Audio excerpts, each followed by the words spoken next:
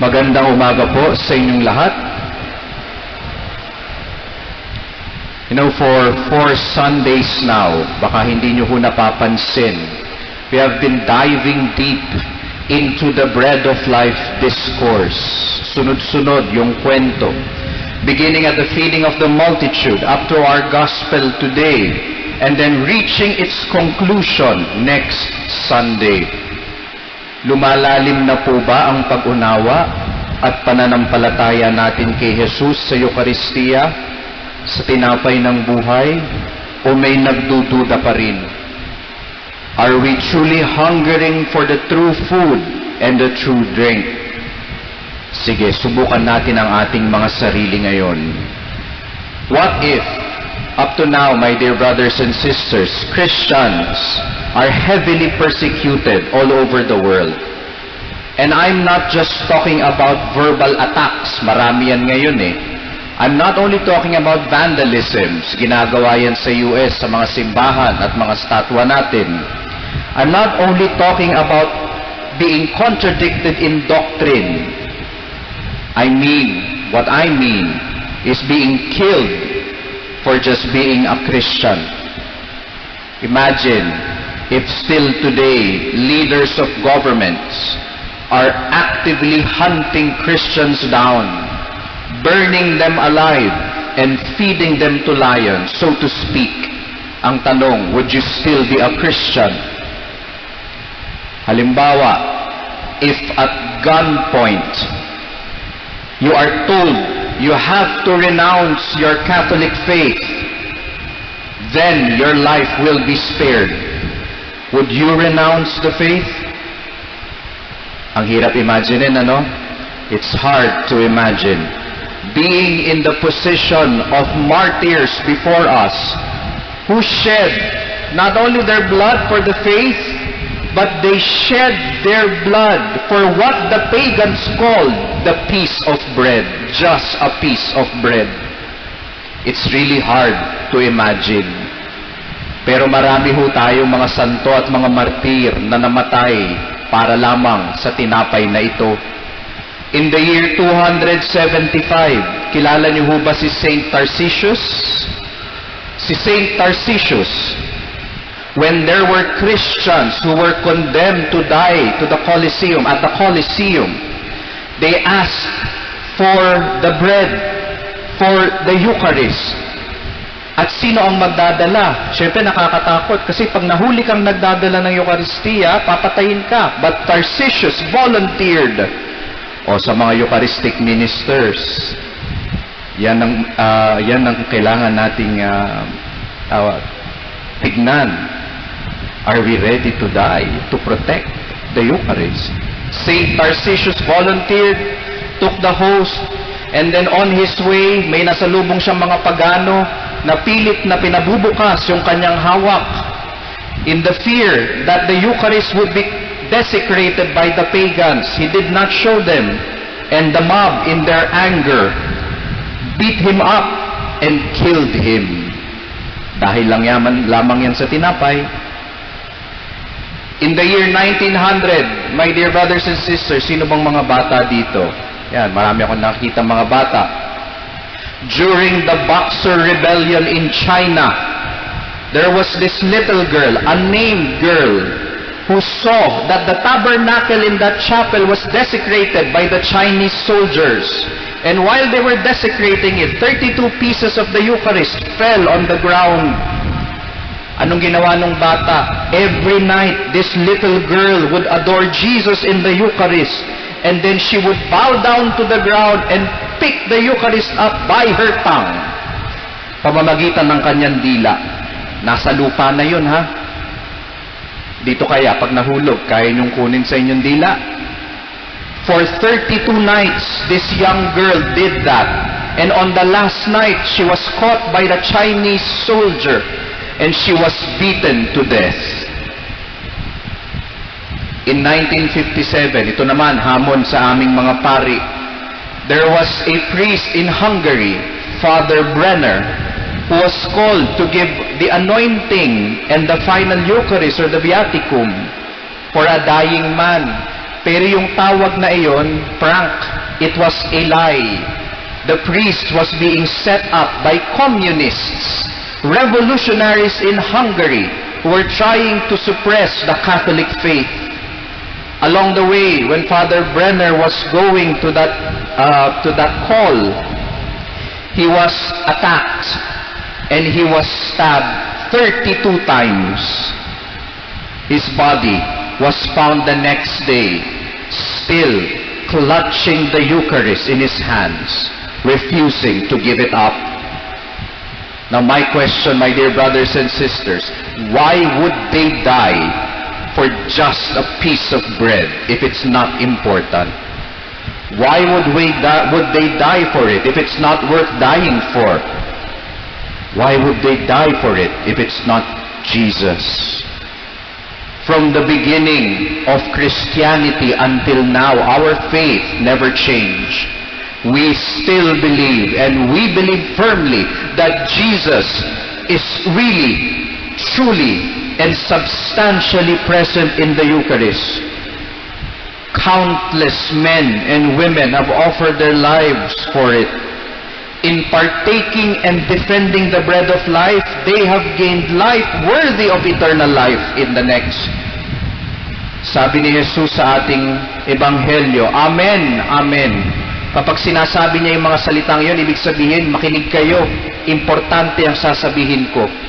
Amen, Amen, I say to you, unless you eat the flesh of the Son of Man and drink His blood, you do not have life with you. Whoever eats my flesh and drinks my blood has eternal life, and I will raise him on the last day. The martyrs and the saints before us, they have not only partaken of the bread of life, which gave them the divine life here on earth, but they have also died for it, and now they are eternally sharing that divine life in heaven. Ngayon kaya, tayo mga kapatid, how about us, my dear brothers and sisters? How do we approach the Eucharist? Is the Eucharist the reason why you are here today?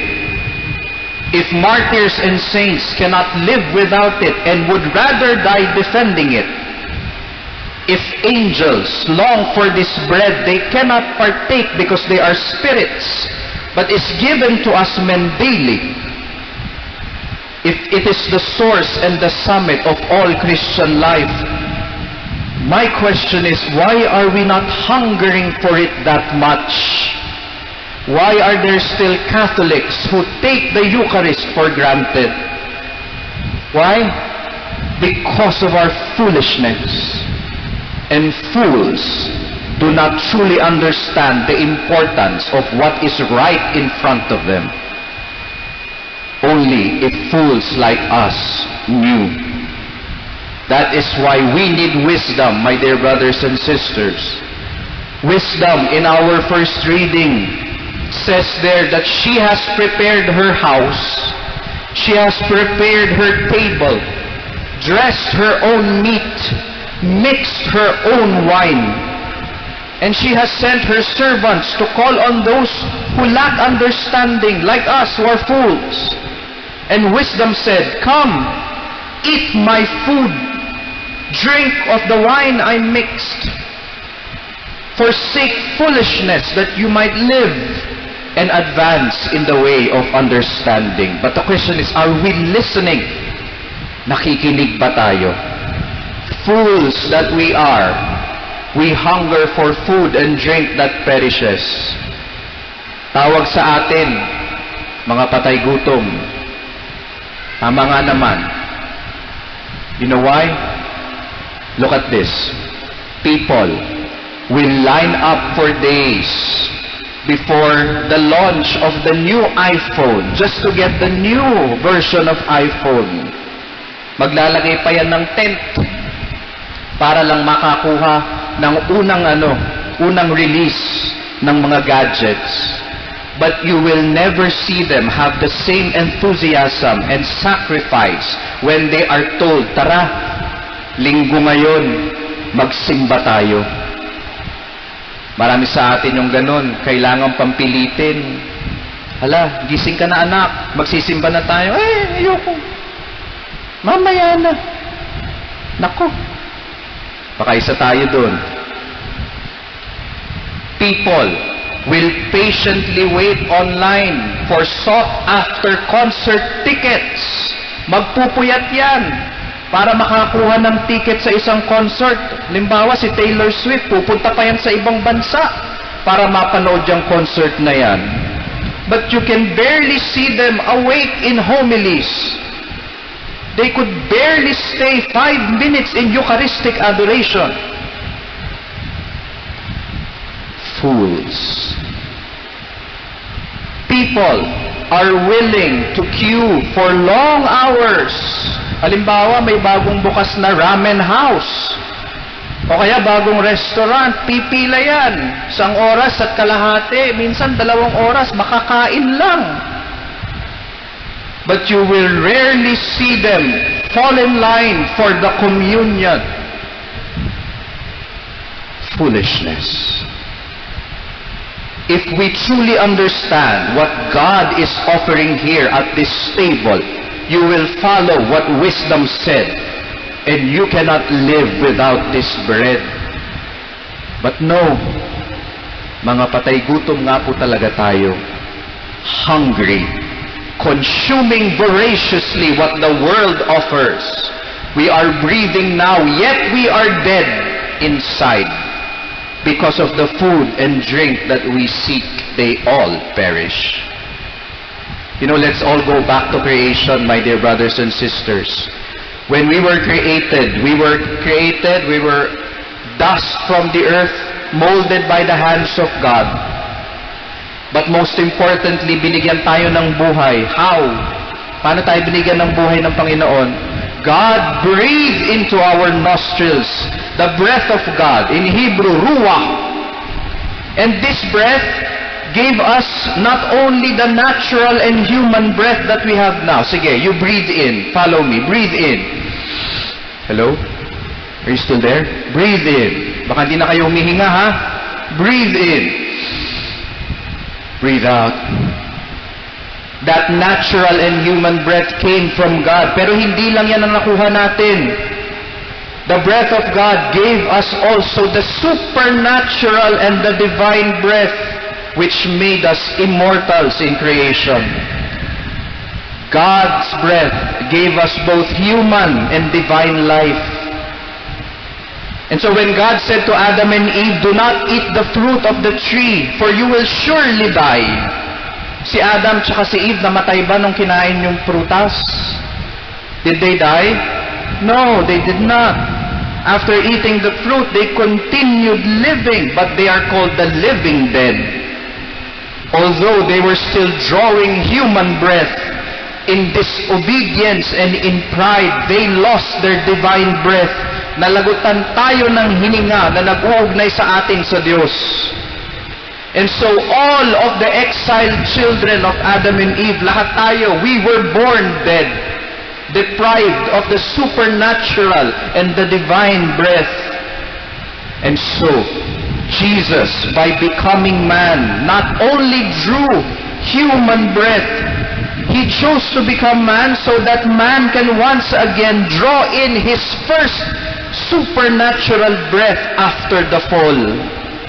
This is the great exchange. Because of the incarnation of God, and especially the Paschal mystery, His passion, death, and resurrection, man can now be one with God again. Jesus offered His life for us to gain new life. Lahat tayo ngayong nabinyagan. Not only are we drawing in human breath, but we have supernatural breath in us because of Jesus Christ.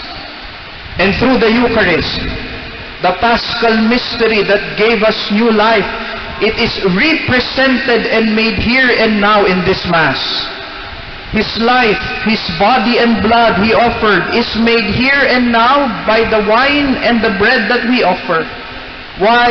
Bakit kailangan natin ito? To sustain our newfound life so as not to lose again our divine breath. Alam niyo mga kapatid, over the past 6 days, we did many things. Tama? We lived out our Christian life the best way we could. Pero aminin niyo, nakakapagod, nakakagutom. And today, we take a breather. Today, we eat. To remain living and breathing, both human and divine, we need to breathe in the breath of life that only comes from the bread of life. My dear brothers and sisters, we cannot live without the Eucharist. The journey back to the Father in heaven is long and arduous. We need the true food and we need the true drink that will sustain us in our journey.